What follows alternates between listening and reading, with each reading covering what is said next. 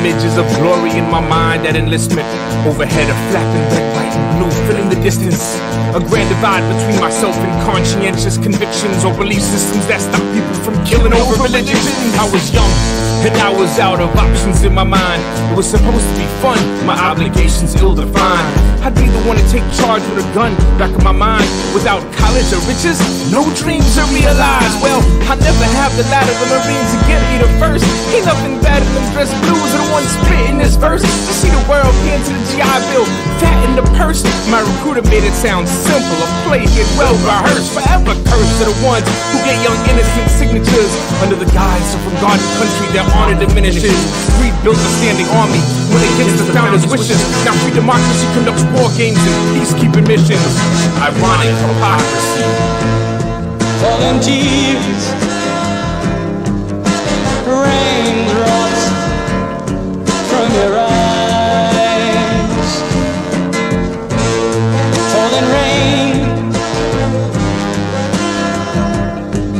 let it fall.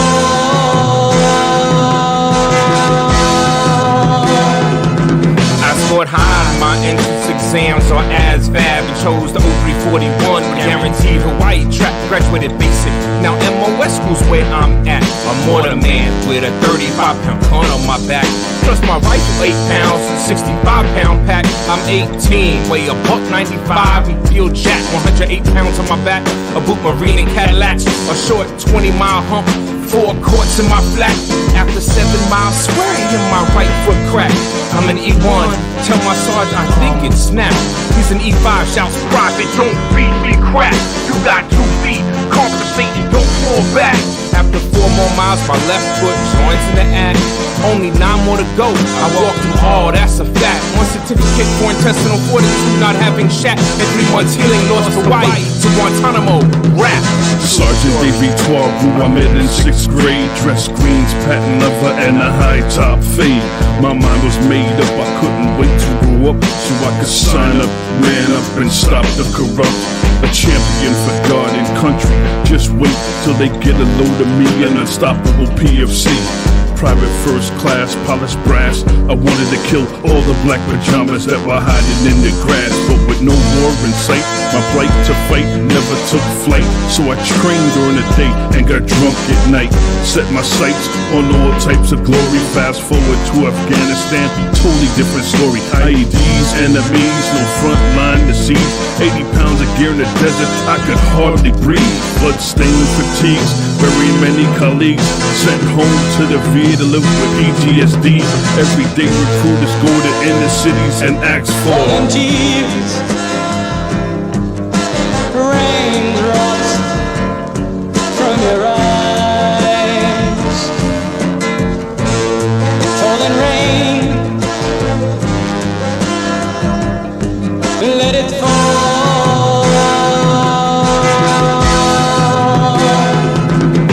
I never let my children volunteer for the military to make the same mistakes as I did these days could be deadly. If they're drafted with dodging, my go back, stay ready. I support Manning and Snowden.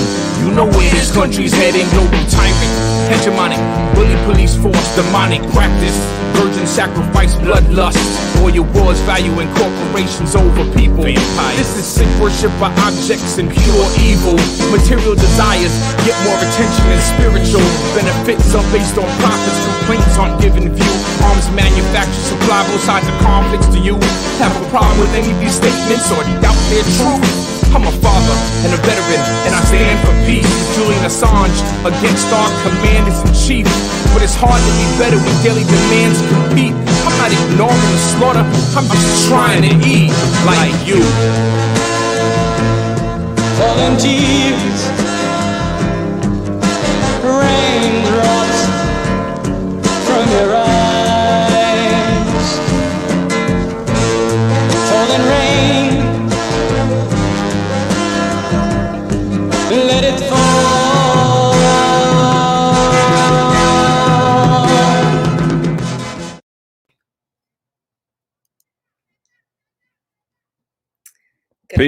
Peace and plenty, everybody. What's up, Natasha?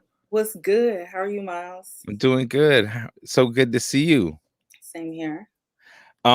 Peace, everybody out in the world. Help you're doing good. How are you doing? And hope you're doing good. That's how it sounds. Hope you're doing good. It comes out like that. It's like haute couture. So we hope that you enjoy this show, and we hope that you're making it a part of your life. If you're making this show a part of your life, we need you to share this show. Thank you for being here with us today. And now share this show. Tell your friends that you watch this, that you tune in on Wednesday afternoons. And if they have the time, it might be a nice place to get some new information, some new reasons of why we can and how we can and why we need to change our world. So we are here on Stand Down Live every Wednesday from 4 p.m. to 5 p.m. Central Standard Time, right? Asking for originally for the U.S. military to stand in solidarity with the righteous uprising for Black lives in response to the murder of George Floyd and Breonna Taylor, Ahmaud Arbery, and so many of our brothers and sisters who've been unjustly taken in these horrific race wars that are happening around the planet. Today, we're going to be talking about Palestine. I'm here with Veterans for Peace, and I'm here as a veteran always for peace because I became disillusioned in the Marine Corps. I went into the Marine Corps thinking it was going to be a great thing for my life and my future and hopefully my family, and it turned into in some ways something that I'll always keep with me. I can't go back, so I don't want to focus on regrets, but to even say that, you can tell there's a problem. I became disillusioned began in boot camp and finished it in Cuba when I saw human rights atrocities that I didn't come to terms with for over a decade afterwards. My time in the Marine Corps was my time. I didn't serve this country in any good way, any just way. And I was there from 1992 to 1996, got lucky and didn't go to war. I served right in between the two Gulf, right in between the two wars, the first and the second invasion of Iraq. So we are here today with Natasha. And why are you here, sister? Like, why are you standing in solidarity with Veterans for Peace and do this show every Wednesday and put your soul into this? Because we put some soul energy into this. Yeah, that's real. So, Natasha, I say this often, right out of high school, joined the Air Force and, planned to do 4 years. Somehow 4 turned into 20. But there were, I would say conflictions along the way. Oftentimes that I ignored. Every time that I did consider separating or getting out of the military, I either got promoted or got an assignment. And it is what it is. I largely didn't accept a lot of the stuff that I had participated in until I had retired, and I didn't even plan on it. It just started coming up, right? Which was to sort of unpack. Well, the process of what I know came on heavy was moral injury for participating in the things that I had participated in, which then I decided, well, I want to unpack this and understand what it is. And that is where stuff got dark, quite honestly, scary. And at the time, I had met someone who was a member of the Chicago VFP. And then we had a coffee, and, he being a Vietnam veteran, who had experienced all that stuff, years of burying your feelings and sort of, living life, who helped me sort of start the journey to unpack it. That's how I became a member of Veterans for Peace. And really the reason why I stay in this space, even though it's not easy, is because I know that there are a lot of veterans who are like me. And I know that you can start to isolate yourself when you start to have those feelings, when you don't understand, when you have shame, when you feel like, how didn't I know? Why didn't I speak up? Why wasn't I bold? And so because I was starting to go down that, distancing myself from people who knew me as an airman and saw me as nothing else, right? There's the solidarity that comes with being in, community with folks who get that. but also wanting to be a vessel of truth and just openness for those who I know are out there, shutting themselves off in ways. So that's why I am here. I'm so glad for us to get into today's conversation. It sort of is a springboard from last week when we had Sandra on, who spoke the absolute truth and, really centered us in terms of, what is actually happening on the ground, what we can do to make ourselves smarter and more curious, to push on our government to divest from, the treacherous war and conflict that's happening on the people. So I'm curious. I know you've been doing some independent research. Um, what's on your mind? The I've watched a number of documentaries about Palestine, and the one that we're going to share with folks today has clearly stuck in my mind. The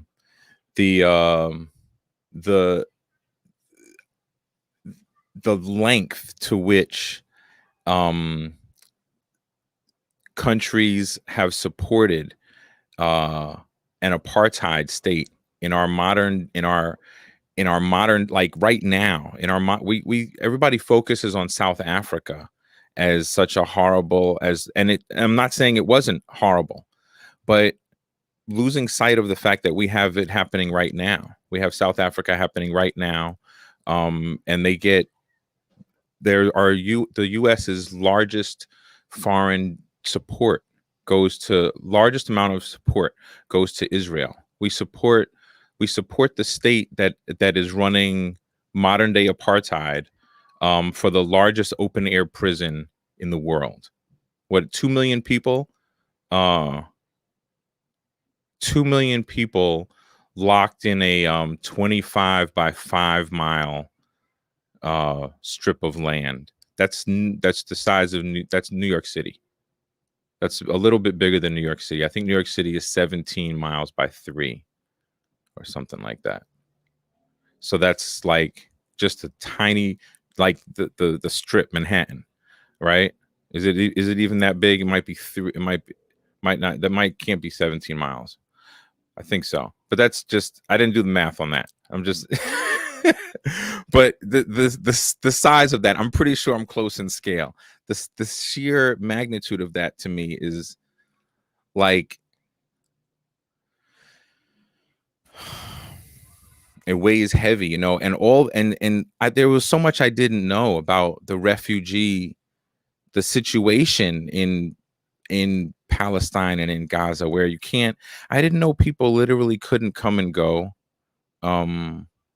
especially after the past few years, like 2014. It's been really bad since then, with no visas, nobody coming and going. It weighs heavy, I guess it's like my feelings about it. Those are my feelings about it, because I've never known, I just naturally don't jive like that. It just doesn't make sense. It goes against natural order. The restriction of rights like that the magnitude of it seems just so inhumane. Of course, it's a human rights violation. It's been said so. It's just atrocious. And so that's why the flag is upside down. Maybe the skulls aren't even on there on purpose today for this, but they need to be, because we need to recognize our place in this. Think about all of our cousins, our Palestinian cousins who live here, who were born as refugees. To be born a refugee in America, and become a citizen. You're now a citizen of the United States. You're a refugee of your own country. You're a taxpayer of the biggest supporter of the apartheid in your country. It's horrific. It's horrific. Yeah, I was on with some comrades earlier, some fellow veterans earlier today. And, we had shared, be clear that when you watch the images of what's happening on the what's happening on the ground, right? it's hard to not see the connection between, what we as veterans have participated in, right?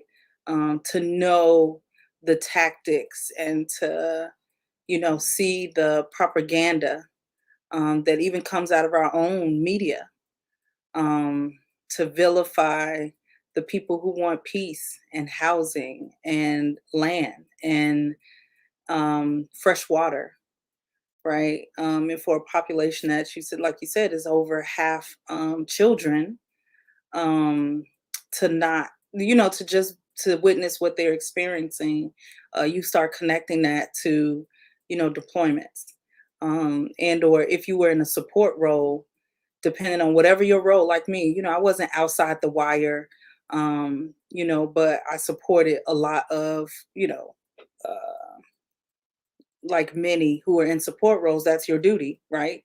Is to support those who are going outside the wire to do a thing, and to not, I don't know. It's that, and then it's, our police, particularly in Chicago, go and receive this training from, Israeli military, and then bring those tactics and use them on our streets.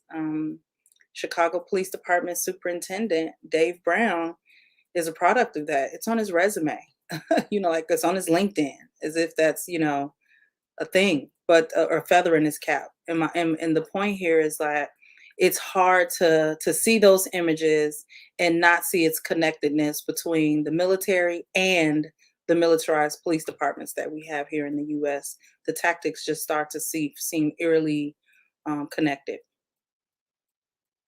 And just bringing just a lack of peace, a lack of safety, and quite honestly, war in our communities, our neighborhoods. So standing in solidarity with Palestine. I think I was sharing this with you. Standing in solidarity with Palestine in years before now, in this moment, I think there's a shift that's happening.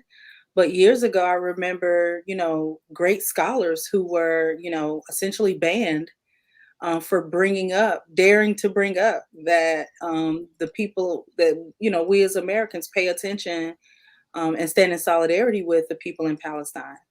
That I agree with you. And that happened because there wasn't yet a clear understanding of what Zionism is. People didn't understand what a Zionist was. They equated anything that you said against anything Jewish as anti-Semitic.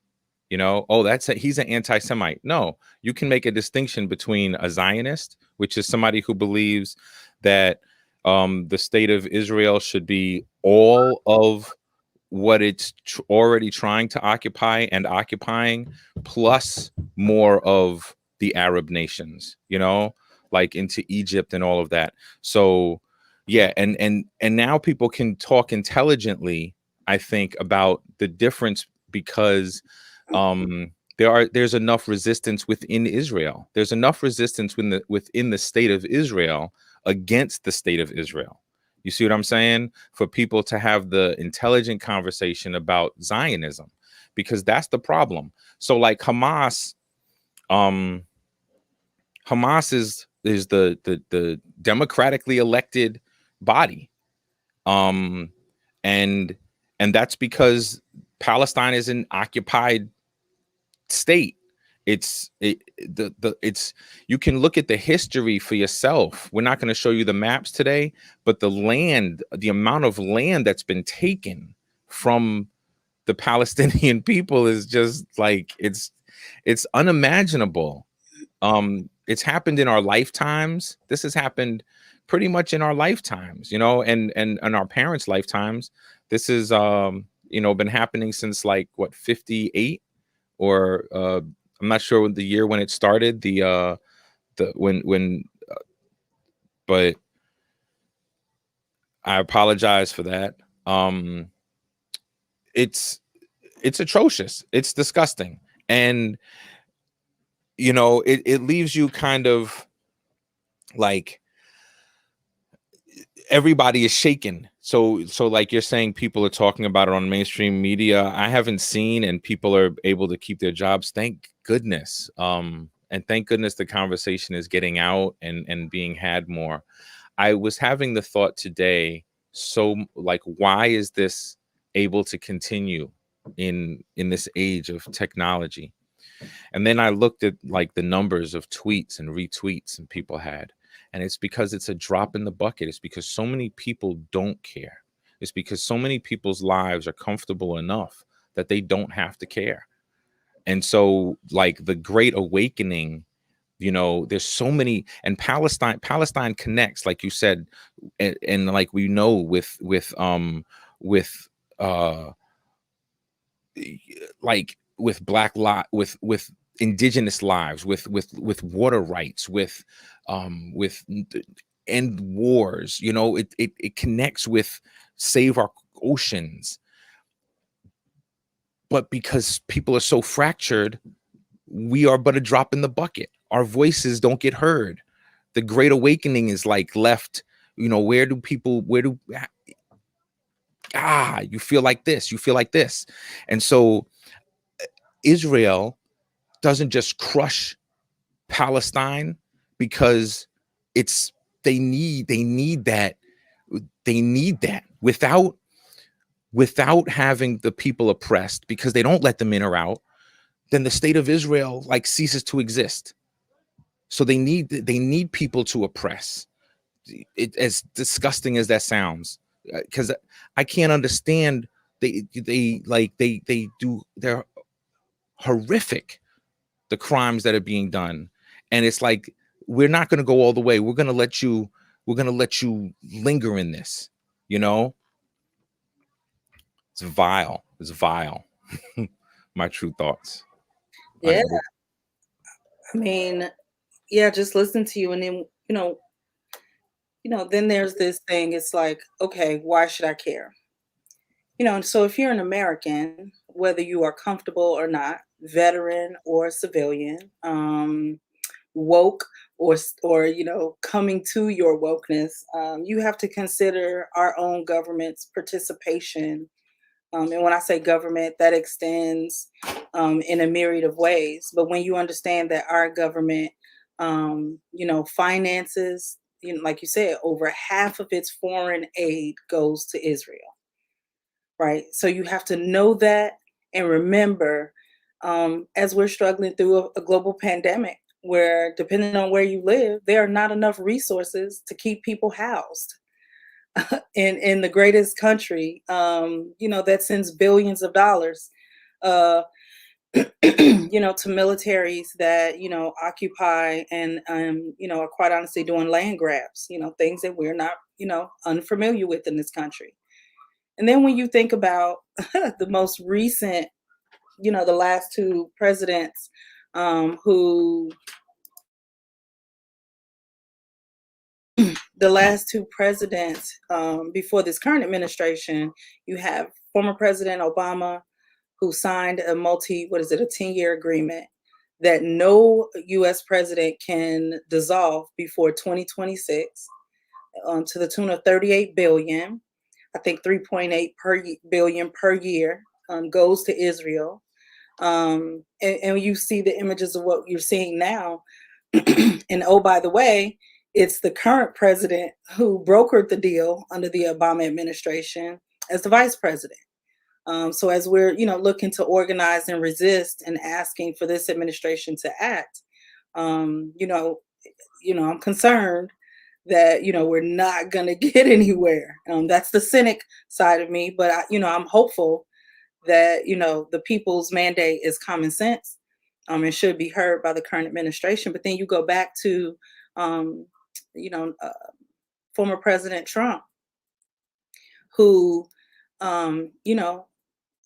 appointed made himself the, I don't even have the words to say here, but really, establishing, the embassy, and, just being a part of this global nationalism and, colonialism. And so those actions, have definitely put us in the wrong direction from the two previous administrations. I'm hopeful, but I won't lose sleep waiting on this administration to act in a way that right now that's needed. I extend that charge to that we have to extend that charge to the past 7 administrations at least. That has to go back to World War II. We haven't stopped. Ever since World War II, we have been practicing imperialism to the fullest. We've been perfecting it and practicing it war after war, successive wars. Like the wars have been nonstop. So, Absolutely. and I know that you you weren't. Yeah, you were just highlighting the last 2, Yeah. but I don't want anybody to forget. Yeah. Yeah. I mean, the history is definitely strong. I think where people are now coming to understanding things, maybe if you start here and work your way back, the history is truly fascinating. There's Yeah. If you don't like, if you don't have the time to read, there are YouTube videos, there are documentaries that are now out. Well made. Flavor, yes. That if you are interested in learning more about the history of the U.S. Participation, just not even just Israel and Palestine, but AFRICOM, you name the country, Libya, you name You named the topic. and we have our fingerprints on the devastation of people and their land and their resources, for sure. We're going to share with you today a documentary made by Yes. who is this? Abby Martin and his name slips my mind at the moment. I had it right before the show. Josh, our brother and sisters at About Face, and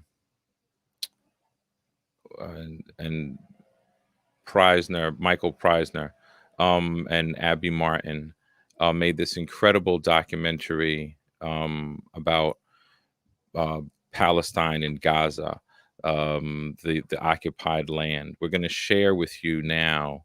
We're going to do a screen share, and but this is just an example of the work that is being done today by people, the exposés, the information is out there, in other words, and we couldn't explain this any better than this is made. So we just want to share this with you, and then and expose you to it. And I'm sure Natasha has something to say for to intro, or maybe you do. No, like this is it's gonna give you a really good picture of what is of the human rights atrocities that are happening if you're not already, if you don't get this, because this is not on your mainstream news, and this is as objective as anyone can be. This is from the people's mouths themselves in Gaza. So yeah, here you go.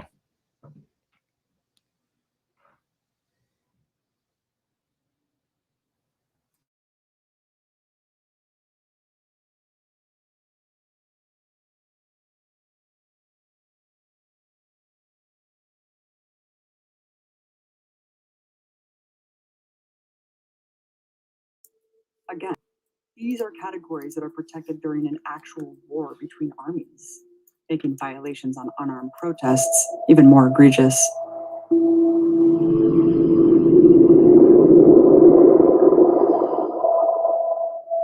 Children are an internationally protected group under Article 77 of the Fourth Geneva Convention, which states that they're the object of special respect and shall be protected against any form of assault.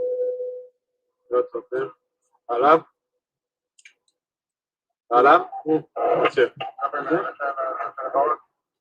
יכול לראות בגלל טלטלית. בגלל טלטלית כפרה. מימוני, בוא לפה. יש שם ילד קטן. כן? לא. איך הוא מתכופף תמיד בדיוק שנוקטו? לא ברוד, אני על הכחול אני. וואי, זה סרטון! יש! בן של זונה. We apologize for not giving you a warning for shocking violence. There will be shocking violence throughout this throughout this documentary. Yeah, I do apologize for that.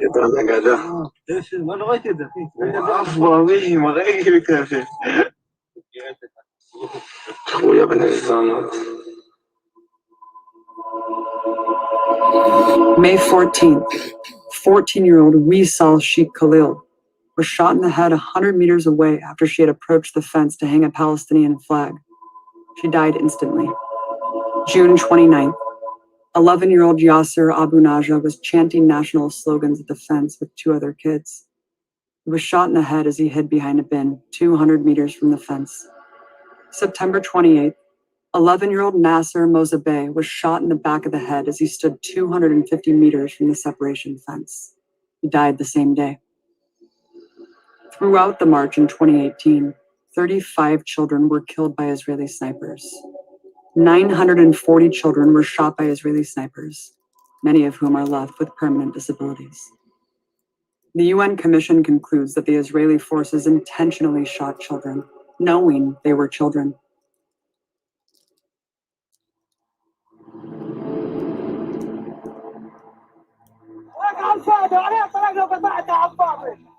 Disabled persons are also entitled to special protection under international law.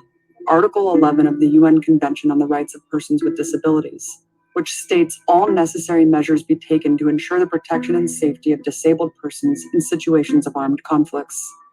The UN Commission cites several emblematic cases of direct targeting of disabled civilians during the 2018 marches.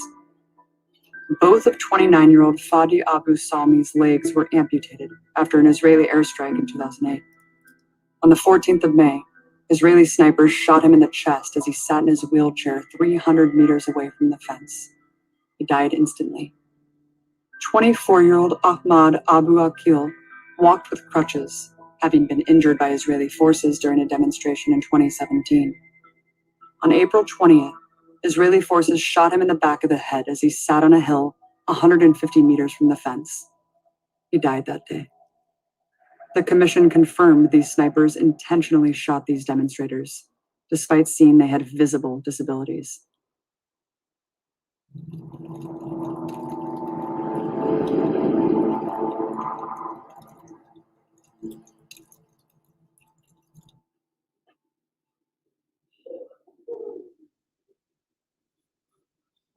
طبعا كصحفيين قمنا بالتوجه للمناطق الشرقية من أجل تغطية هذا الحراك ونقل الرسالة إلى العالم. الرسالة السلمية، رسالة الشعب الفلسطيني، الرسالة السلمية بالتظاهر السلمي على الحدود، بالقرب من الحدود الفاصلة مع أراضينا المحتلة. الرسالة والجانب الآخر للمظاهرات كانت هي استهداف المتظاهرين. كنا كصحفيين نريد نقل الوجه الحقيقي للاحتلال. تمام، لا شك أن يعني الشعب الفلسطيني مستهدف، والمتظاهرين الذين كانوا يعتصمون بالقرب من السياج مستهدفين، حيث أن الاحتلال الإسرائيلي لا يميز بين كبير وصغير، وبين صحفي ومدني، وبين مسعف. الصحفيين كانوا مستهدفين بشكل مباشر. فقدنا الأسرة الصحفية في قطاع غزة، فقدت شهيدين، هما الشهيد الزميل الصحفي ياسر مرتجى والشهيد الصحفي أحمد أبو حسين، والعديد من الإصابات في صفوف الزملاء الصحفيين. طبعا الصحفيين كانوا بشكل مباشر مستهدفين، رغم أنهم ما يميزهم بأنهم صحفيين من ارتداء الدروع. عندما أصبت كنت أرتدي الدرع في محاولة حتى أبين أنني صحفي، فأثناء ارتداء الدرع ورغم ارتداء الدرع إلى أنني قاموا بإصابتي.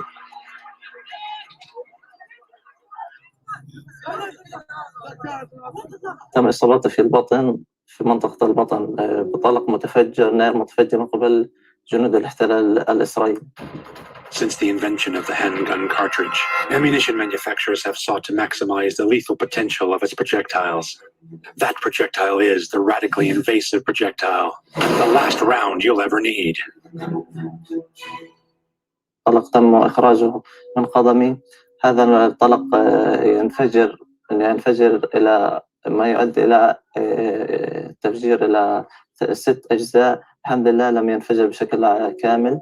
بقي هناك أجزاء من الشظايا في داخل قدمي، يتم استخدام هذه الطلقات المحرمة دوليا المتفجرة التي يتم انفجارها، ما يؤدي إلى إلى انتشار هذه الأجزاء المتفجرة، الأجزاء التي تنفجر منها أو الشظايا داخل الجسم الإنسان، ما يؤدي إلى أعراض ومشاكل خطيرة في قادم المستقبل. أيضا تؤدي إلى أعراض وتحركات في داخل.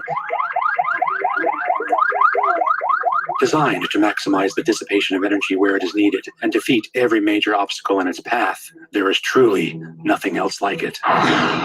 As material fills the hollow center, the trocar points joined at the rim begin to function much like a hole saw, effectively ripping through obstacles, like plywood, autoglass, sheetrock, cinder block, sheet metal, and multiple layers of denim. Exploding bullets are strictly prohibited under any circumstance by the 1899 Hague Convention.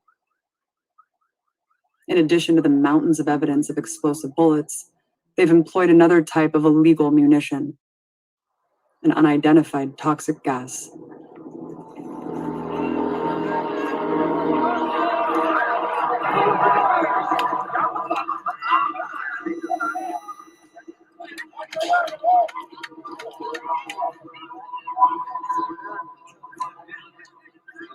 The term tear gas at the Great March of Return is a misnomer.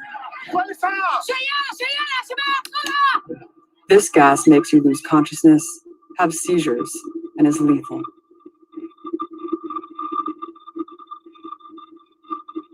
The use of lethal gas against soldiers or civilians is prohibited under the Chemical Weapons Convention.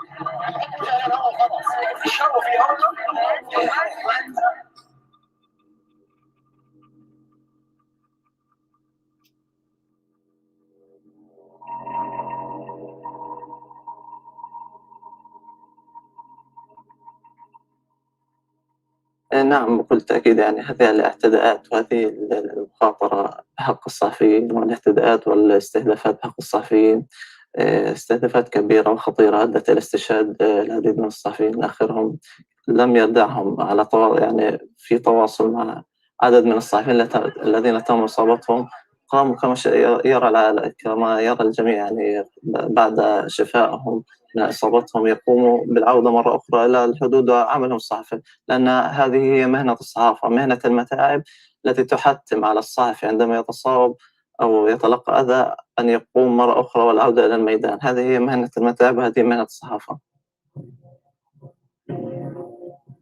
Journalists are an internationally protected group, the same as civilians, under Article 79 of the Geneva Conventions. According to Protocol 1, Article 79, it is an egregious war crime to target journalists, regardless of their political affiliation. During the Great March in 2018, IDF soldiers killed 2 journalists marked press and wounded 39 others covering the demonstrations.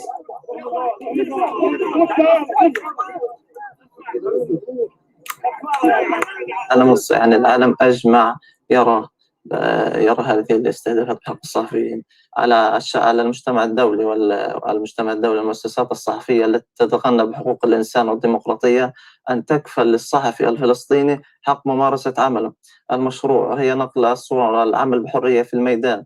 حتى الصحفي الفلسطيني يتم استهداف حتى لا ينقل الحقيقة الكامل عن الاحتلال من خلال لا يشكلون أي خطر على المحتل الإسرائيلي عندما أو جنوده المتمركزين الذين يتسلحون بأعتى أنواع الأسلحة، لا يشكلون الصحفيين كصحفيين، لا يشكلون عليهم أي خطر بكاميراتهم بجوالاتهم بمعداتهم الصحفية، لا يشكلون أي خطر، لكن هم الخطر الذي يشكلونه الخطر الأساسي هو نقلهم للحقيقة. لا يريدون للصحفيين الفلسطينيين نقل الحقيقة.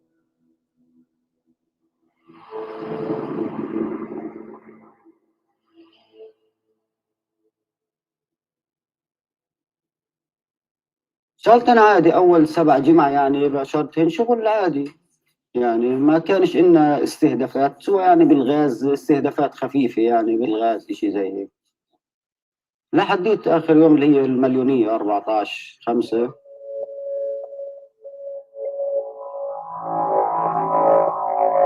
كانت يعني من بداية النهار يعني The atmosphere was eerie from the Yeah. beginning of the day. يعني خشينا قبل ما Before نوزع المهام distributing يعني tasks, surprisingly, they fired a bullet near our boss's leg. يعني استغربنا من الإشي هذا We يعني were عمرنا shocked ما they did this. It was the first time they ever did this. بعدها بشوي بدت المناوشة. Moments later, clashes began to erupt.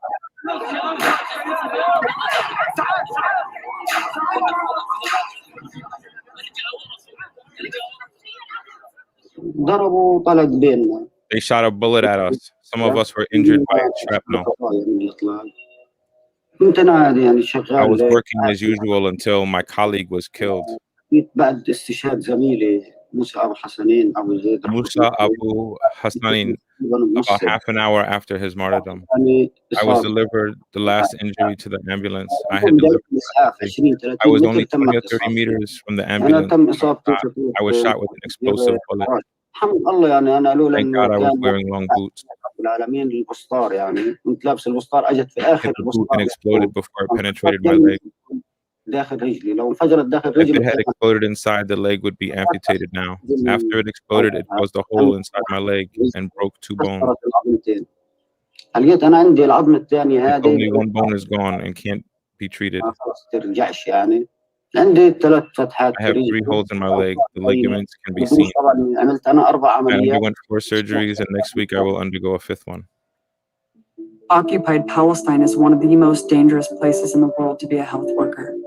According to Article 15 of the Geneva Conventions, targeting medical staff is a grievous violation of international law. It mandates that medics are provided cover to perform their humanitarian functions. In fact, Israel's own Manual on the Laws of War, drafted in 1998, states, "It is prohibited to interfere with the administration of medical aid." During the 2018 protests, Israeli forces shot and killed 3 clearly marked paramedics. هم بيحاولوا يعني إنه يخلوا مثلا They try يضعفوا to weaken the مثلاً demonstrators so they will be scared that there are no بيخاف paramedics. يقول لك ما فيش مسعف يسعفني أو لما أنا بدي أكون Later, متضرر if I see that paramedics and journalists are targeted, حقي يستهدف بدي أقول طيب إيش معنى I أنا say, why not me too? أو If they استهدف target paramedics and أنا reporters, إيش what فيي about me? إذا أنا حيقتلوني They will kill me. أصير I أقول feel مش scared حاجة مسعف that يتجرأ no يجي paramedics will come to rescue me. So how does Israel justify shooting medics? In the eyes of Hamas, the residents of Gaza are not human beings. They are no more than human shields.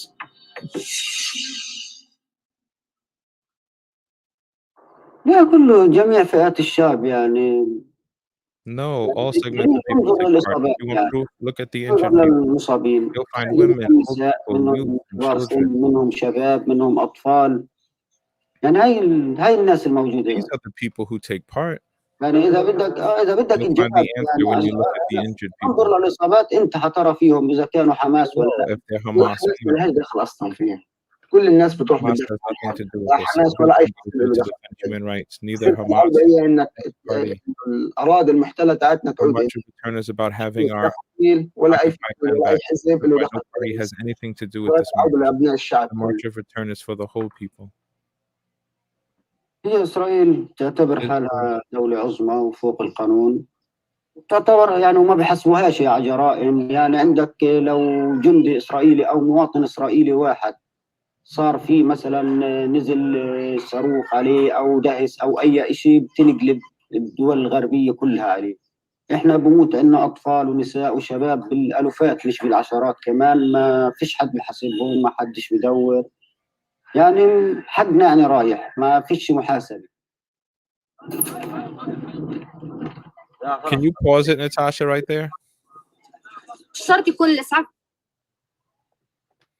What the man just said on the screen, if you even run that back, what the man just said is so true because to this day we are targeted. People are targeted and people are canceled, like cancel culture.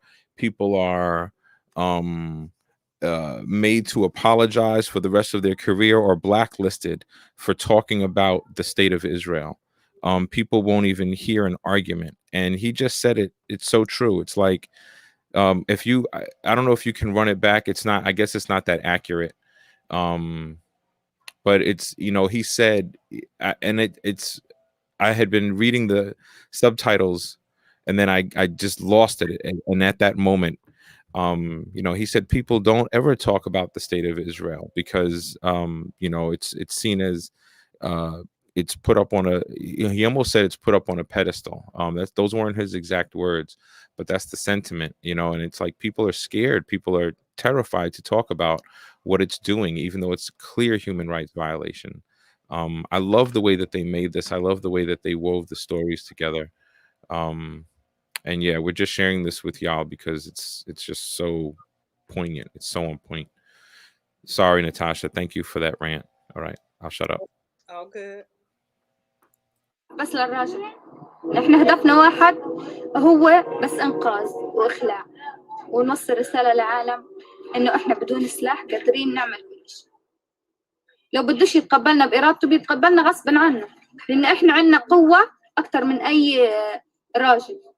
القوة اللي احنا بنمتلكها، القوة اللي استرجلت فيها كأول مسعفة في الأسبوع الأول، بتحدى ألاقيها عند أي شخص يعني.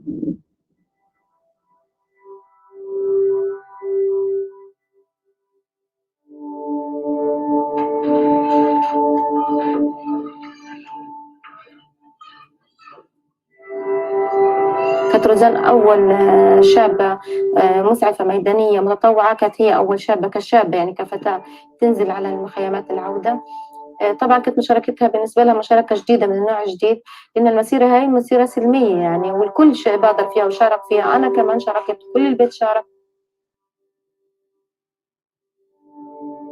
رزان يعني كل ذكرياتها كانت حلوة كتير يعني. هي كانت يعني فتاة بسيطة، أمنياتها يعني بسيطة، أحلامها طموحاتها كبيرة يعني. هي كانت بتحلم بأنه تدرس التمريض وتكمل يعني المسيرة. هي يعني أخذت عهد على نفسها إنه هي تكمل المسيرة يعني لو شو ما صار.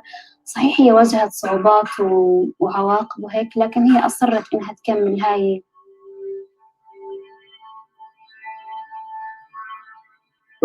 كانت يعني هي رسالة واضحة، إسعاف الجرحى والمصابين، ورسالة إنسانية يعني. وهي كانت يعني مفتخرة بعملها، لأنها بتسعف، بتقوم بشيء عمل خير لأبناء شعبها. طبعا لما شاركت من أول يوم كانت أثبتت جدارتها وقوتها. من أول يوم تعاملت مع الإصابة بتقبل كبير، والناس يمكن انتقدوها في البداية كأنها لسه أول شابة تنزل في الميدان، لكن ما اعتبرته عائق، ولكن بالعكس هي كملت مشوارها. وكانت يعني ما كانت كل يوم تجيني بالليل تحكي كل شيء صار معها، تحكي لي أنا ومرة لماما يعني شو الصعوبات اللي واجهتها اليوم، قديش كان في إصابات اليوم، قديش العدد يعني كان كبير. كانت هي مرهقة كتير وتعبانة، كانت يعني تحكي لي كل شيء، ما كانت تخبي عني أي شيء. يعني إحنا ما بنشوفهاش والله إلا بالليل، يعني تروح دوبها يعني تغسل أوعية، مرات والله ما تاكل، تروح تحط راسها وتنام، تطلع ثاني يوم على مدار ال3 شهور حتى لما استشفي نفس اليوم.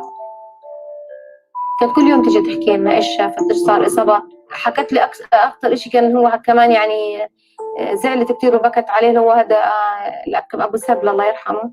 هذا كانت يعني هي واقفة بتقول يعني، وأنا واقفة وراه يعني، هي هيك عادي يعني واقفة بعيدة عنه شوي. فلما جاله الطلق وقع على إيديها، سندته بإيديها. فطبعا المخ طلع بدين روزان كله يعني لما تعاملت أنا معاه. حتى لحقت بالأسعاف المخ اللي كان في إيدي له. هي كانت واقفة، اجى الطلق فيه وقع على إيديها. يعني هذا كان من أصعب المواقف اللي تعرضت لها. وكتير يعني كانت تحكي لنا يوميا، تحكي لنا عن المواقف والإصابات إيش يعني، والغاز اللي كل يوم جديد ونوع جديد. يعني كانت تقول لنا والله أنا ببقى صح يعني رغم اللي بشوفه ببقى زعلانة، لكن قد ما ببقى أنا سعيدة إن أنا بعالج، يعني إن أنا بخفف من وجعه. لا يعني كانت يعني تيجي مبسوطة لما تنقذ عدد كبير من الناس يعني، وما يعني ما تكونش الإصابة اللي تحت إيدها يعني استشهاد أو هيك، لا كانت يعني تنبسط لما تحكي لي أنا اليوم أنقذت كذا وكذا، وتعدد لي أسماء والحمد لله حالته بقت مستقرة هلا، وتطمني وتطمن نفسها كمان، تنجز يعني تشكر نفسها هيك.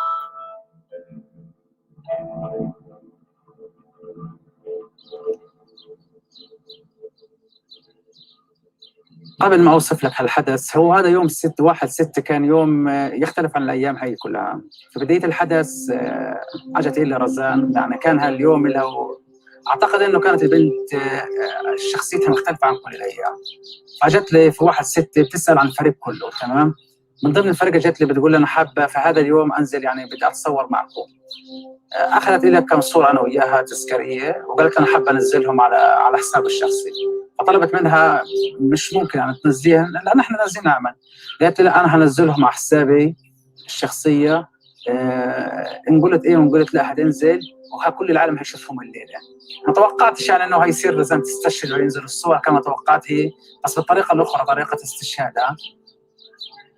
فطلبت مني بعد لحظة بتقول لي أنا مشتاقة لزميلتها المسرح فراشة قديح، بتقول أنا حابة أشوفها وفي إمكانية تروح تجيب لي إياها.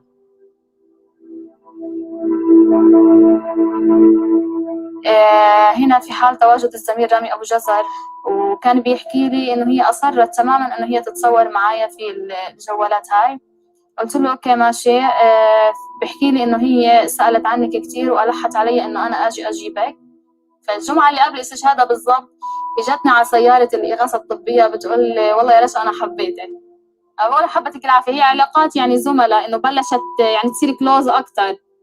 واخذتها لرزان. كانت رزان اول ما شافت رشا كانت اتت عليها مسرعه وسلمت عليها كانها لاول مره تشوفها، مشتاقه لها كثير. المهم بدا بالسلامات. فبعدين ما اخذتش بالموضوع كثير الا لما شفتها بسلم عليها وبقول لها شو في وهيك. بتقول شو اليوم ناويين نقدم جوا ولا كيف؟ لا قلت لها والله حسب الوضع، اذا بيطلب الوضع نحن جاهزين.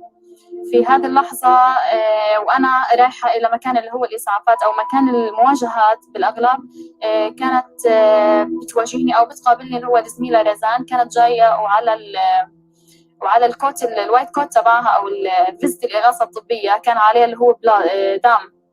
فبحكي لها يعني من باب الدعاء.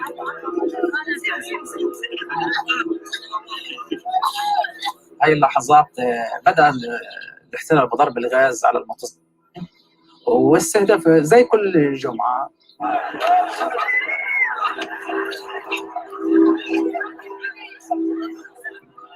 فاحنا بدينا في هاي اللحظة نسعف الحالات ونقدم لهم الخدمات الإسعافات الأولية. بعد الساعة تقريبا هاي يمكن في غضون الساعة 5:30 لاحظنا هنا وجود كان مصابين 2 على اللي هو السلك اللولبي تماما كانوا موجودين هناك.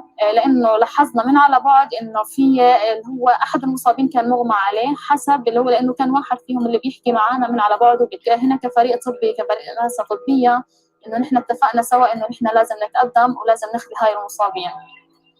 كفريق احنا ما في اي تنسيق، ما في اي شيء. كان عندنا قرار جماعي فردي، يعني جماعه مع ضمن الفريق مع بعضه، ان نتجه لمنطقه السياج ونرفع ايدينا باستسلام اتجاه السلك الفاصل. كنا لابسين الفيزيك تبعنا الطبي. قدمنا بهاي اللحظة مثل ما شفتم أكيد على الفيديو على السوشيال ميديا إنه نحن رافعين إيدينا، كنا إنه كويف إنه نحن بس مسالمين، نحن بس بدنا نسعف اللي هو المصابين أو يتم إخلاءهم. لأنه صارت معلومات إنه كانت الرؤية لإلهم مش واضحة وما بيعرفوا إنه هو فريق طبي. لا كل إشي كان الأدلة معنا كثير إنه هي كان فريق طبي. ضلينا متقدمين ونحن رافعين إيدينا لحتى وصلناهم يعني تقريبا تماما، ما ضل مسافة المتر بيننا وبينهم يعني بكثير. لاحظت القناص كان هنا بيمد القناص علينا. صرخت على زملاتي قلت لهم القناص علينا، ونحن يعني وقت ما انتبهنا وقت ما حاولنا نرجع شوي لورا صار اطلاق رصاص بهاي اللحظه. ما بنعرف ايه هو نار في الارض، لان الارض صارت تضرب تحتينا رمل ورصاص، فاضطرينا ننسحب للخلف يعني لان نسحب لاكثر امان. ما قدرنا نعدي، وصلنا للصفر بس ما قدرنا نسحب المصابين اللي جوا.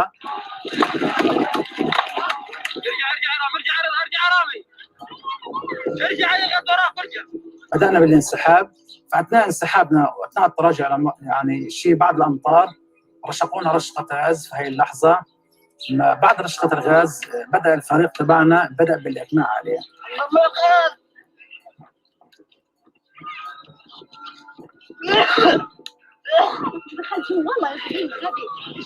هنا أنا وزميلتي رزان تم يعني صار لنا اختناق كامل بالغاز. تم إخلاءنا من قبل الفريق، طلعونا لبرا يمكن على شي بعد 50 متر لحتى تم اللي هو إفاقتنا من الغاز بشكل كامل. تقريبا يبعدوا عنا 15 متر. يعني احنا الحين وقفنا في منطقة أكثر أمانا، بعيدا عن المتظاهرين، بعيدا عن السياج، بعيدا عن الأحداث. ما في كان أحداث هاللحظة هاي، كانت الأمر شوية رايق وما في أي شيء. كانوا جنديين عقبالنا مصوبين سلاحهم. هنا مع حركة القناص أنا صرخت عليه لرامي، قلت له رامي انتبه القناص يعني موجود مثل قبل، إنه بس إنه على أساس ياخذوا الحيطة والحذر. ما لحقت أقول الكلمة أو يمكن ما انتهت الكلمة فصار اللي هو الأطلاق كانت طالعة. هي كانت طلقين، كان صوتهم كتير قوي جدا.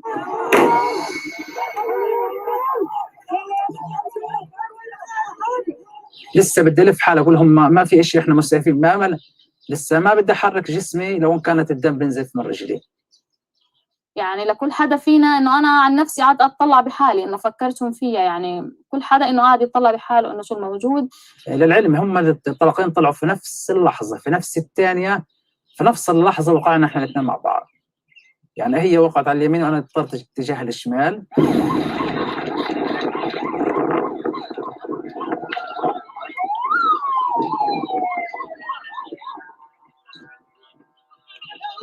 في هاي اللحظة ما بعرف ايش صار. تجمع الناس وكثافة الناس عادي طبيعة الأمر صرخت وما بعرف ايش يصير. الدنيا حسيتها كلها بتصرخ. ورزان أخذوها شالوها وودوها على الإسعاف، وأنا شالونا على حمالة وأخذونا على المستشفى الميداني بعد اللحظة هي مباشرة.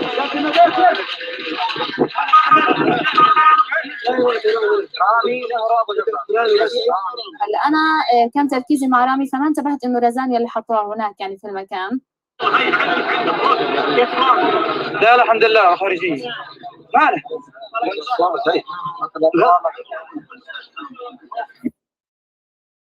فهنا رحت على اللي هو الخيمة اللي هي مخصصة للفيميل عشان البرايفسي، ففتت لقيتها رزان.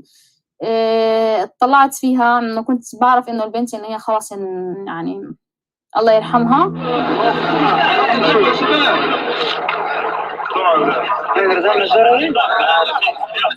كان في هاي اللحظة كان الدكتور بيحاول يفوت لها اندوسكوب انه على اساس يساعدها بالتنفس الصناعي.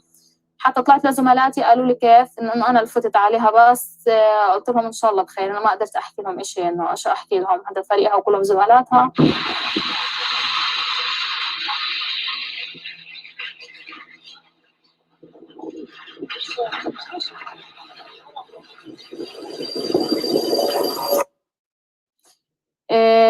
رؤيتي الثانية كانت لرزان كانت بالثلاجة.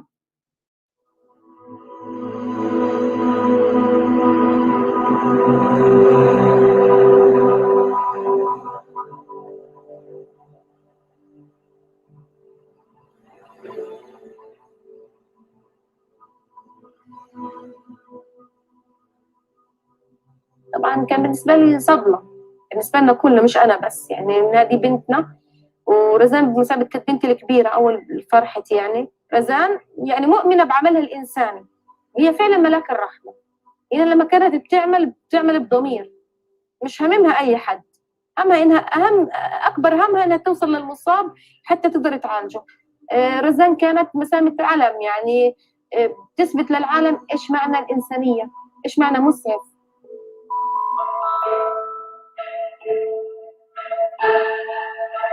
لا هي صح اتصابت قبل كده اكتر من مره بالغاز وهيك، بس انا ما كنتش يعني متخيله انها هي، لانها اصلا انا حتى هي كانت تقول انا محميه بلباس. يا ماما انا شو بعمل؟ معروف ان انا مسعفه، بلبس لباس مبين ان انا شو بعمل. وحتى لما هي كانت تروح على تجيب الاصابه تبقى رافعه عليها ومسلمه فوق. يعني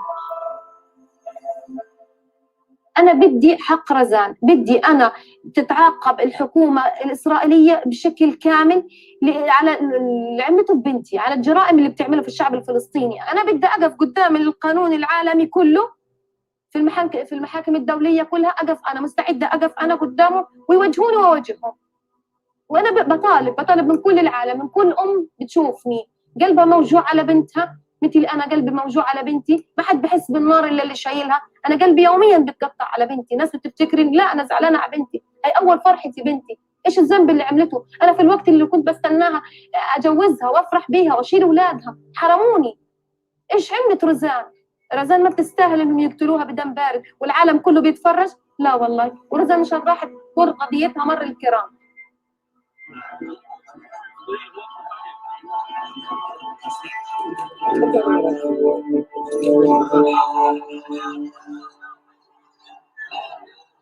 After international outcry over Razan's death, the Israeli military responded by releasing this video.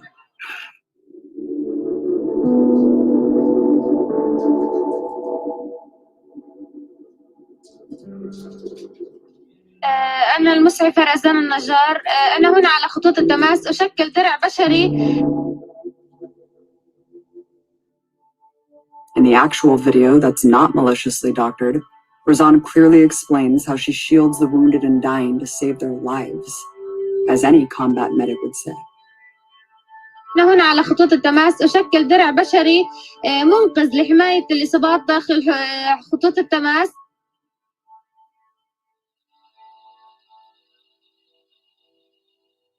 ومعروف إسرائيل دولة فوق القانون، وطالب من العالم كله إنه يوقف ضدهم وإنهم يقطعوهم لو بأبسط الأشياء.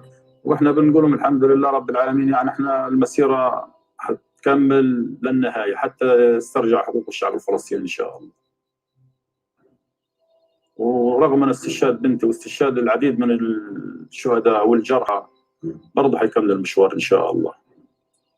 رسالتنا للشعب الأمريكي ينظروا للحق، يعني ينظرون بالإنسانية، يعني ينظروا إنك كإنسان كبشر، يعني يطالبوا مثلا العدالة، ينظروا يلتمسوا العدالة، مثلا يطالبوا من إسرائيل يعني يوقفوها عند حدها، عدم الجرائم هذه. يعني اللي بنطالبوا إنه نعيش عيشة كريمة، يعني بس يعني نعيش بأمان، ننام ليلة بأمان، فيش فيها ضرب صواريخ، فيش فيها قصف، فيش فيها شهيد، فيش فيها إصابة، فيش.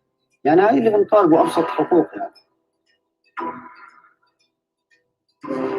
احنا بنطالب الشعب الامريكي وكل دول العالم كمان، مش الشعب الامريكي، يعني بنقول لهم يعني انهم يرفعوا الحصار عن قطاع غزه، انهم يرفعوا العقوبات، انهم يضغطوا على الشعب الاسرائيلي، على الجيش الاسرائيلي، انهم يرفعوا الجرائم عنا، انه الشعب الفلسطيني مدفون خلاص يعني، وانه بنطالبهم يعني انهم كفي.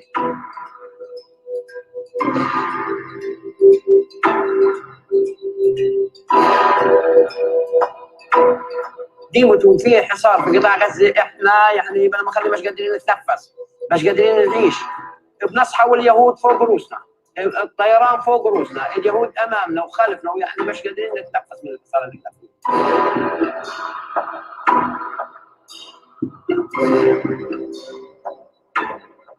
آن الأوان كلهم قاعدين في العالم كله قاعدين بيتفرجوا علينا، كل واحد مرتاح.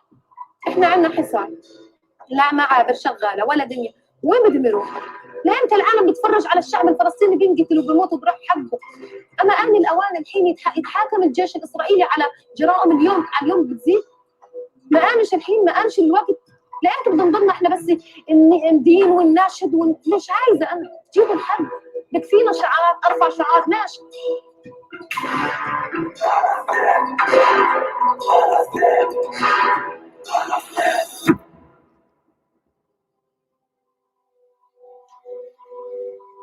There is no arguing the fact that the Israeli state has committed hundreds, perhaps thousands of war crimes at the Great March of Return. And it's glaringly apparent today that there is no hope for accountability from within Israeli society. A study by Tel Aviv University found that 83% of Israelis support the open fire policy against Gaza protesters, just like 95% had supported the bombing atrocities in 2014. When some Israeli human rights advocates challenged the open fire practice in Israel's highest court on the basis that you cannot kill unarmed people who pose no imminent threat, it was unanimously overruled. The Israeli High Court codified the practice, saying every single protester, from children to medics, posed an imminent threat. The only way the internationally recognized rights of Palestinians in Gaza and beyond will be honored as if Israel is brought before international courts. It has so far enjoyed the total protection from the US empire, shielded from accountability by the war machine, and with more freedom than ever under Trump. If thousands in Gaza can fight so heroically against so many odds, then people of conscience around the world can fight too. Palestinians have set the path of boycott, divestment, and sanctions, and a legal case for justice. It's now up to us to make their sacrifices more than headlines.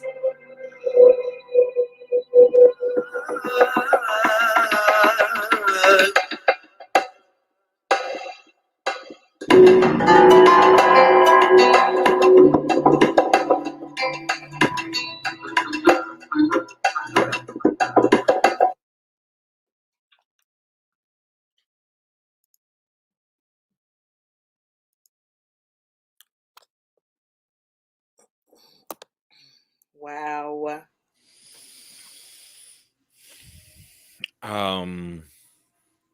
Case closed. Right? The judge says throw the book at him. Yeah. I mean,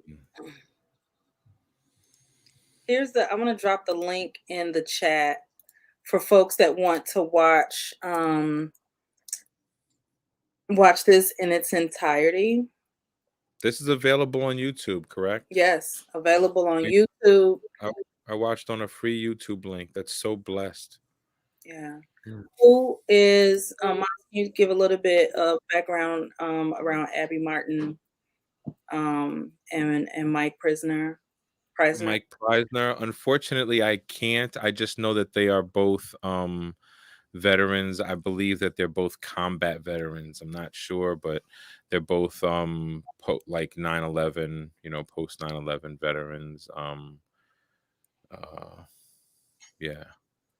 Yeah, To my knowledge, and they're like, yeah, they're young. I know they're younger than me. I believe they're younger than me, and so they made this. They woke up recently. They went to war for what they thought was the right thing, and woke up, and like now they fight hard against the system.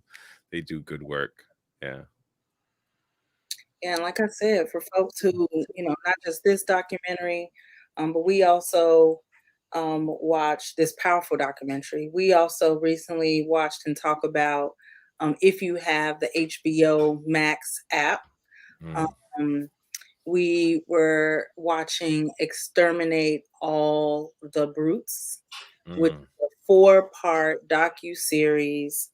Watchable in a weekend or as you're able, about 45-50 minutes each. Highly recommend you go and watch that. Have a watch party if you can safely do that. I think it is, it's past time to start connecting, not just what we're saying now, but again, just going back historically and getting the context, really what we should have been taught in schools, what we should see taught in schools, but for nationalism, patriotism, that we don't see it. So grab that knowledge. Like I said, free and out there, that's a gift. And then, one other thing is, depending on where you live, there might be actions and demonstrations and rallies that are happening in this moment. I know in Chicago, there's been 2 massive marches and rallies where people just in community safely social distance with their masks, or whatever that looks like, social distance in your area. Get engaged, even if you don't go in person. Most of them are streamed and are available on Facebook or Twitter. Listen to the people. Be in community. If you have a super talent or superpower or a talent, share that, and a lot of times it could just be, dropping off a case of water or, donating a few dollars or time, volunteering, whatever the need might be. I think this is a ripe time to be in community and in solidarity, whether it's at home, and or supporting folks who are abroad, and we're witnessing these vicious crimes against humanity. And sadly, a lot of people are taking part in them, and people are, you know, on the wrong side of history. Please examine yourself. Take a moment to examine, you know, self-examine your motivation for things. Does there always have to be a bottom? Does there have to be a villain and a bad guy? You know, which side are you on? What are you here for? What are you doing? You know, I said earlier, you know, the idea that Israel could you know, commit genocide on this extent, right? And the fact that our Palestinian brothers and sisters are here fighting shows the power of the people to resist oppression, to resist genocide. And if only all and more could wake up and rise up and stand in solidarity, or what we could do, you know, or what we could do. So, you know, the powers that show themselves as so all powerful and so wicked and to be feared, you know, might not be all that. They just need a few more tipping, a few more to push them over the edge. You know what I'm saying? And we win. So come on and fight the good fight and share this conversation. And thank you for being here every week. Next week we have a big show. I won't say a big show, but we have a show that we're still developing, quite honestly. But we're going to talk about, you know, go back to the reason why we started this show, Stand Down Live, which, you know, it will be 1 year after the murder of George Floyd in Minneapolis.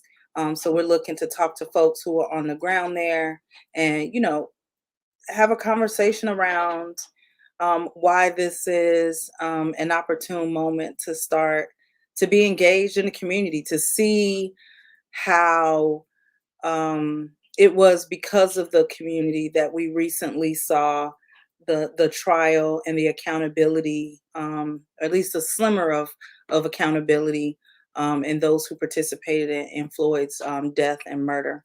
So come back with us next week. We'd love for you all to get engaged in the comments, in the chats. If you are someone who's on the ground doing work in your community, this is an open invitation. We love to have you on the show. Reach out to us. You can email us at standdown@veteransforpeace.org. Again, standdown@veteransforpeace.org, and let us know a topic that you'd like to come on the show and talk about. We want this to be a show where we can continuously talk about different areas, provide context, and show how everyday people can be a part of the solution. Miles? I ditto you, sister. I ditto what you said. I love y'all. Thank you for being here with us. And yeah. Peace. I could give y'all a verse, but I just give y'all peace and say we need more peace in the world. You know, we need more love in the world, more compassion. Yes. All right. Be well, y'all. Travel safe. Be well.